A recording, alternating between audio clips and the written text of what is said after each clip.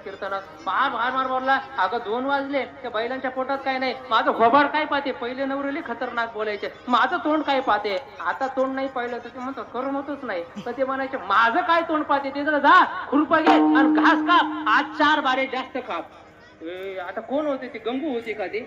अरे जगाचा मालक होता, पांडुरंग होता गंगूच्या रूपात. देव म्हटले आता काही खरं नाही बाबा, याने तर घास कापायलाच लावलं.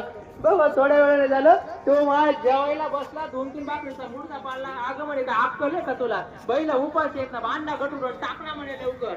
आणि झालं ते झालं. तुला काही कळलं का? संध्याकाळ व्हायला आले, आज गाडं भरून घास न्यावा लागेल, बैल उपवास आहे. भगवान होता तो गंगू, तर खरी गंगू तिकडे होते.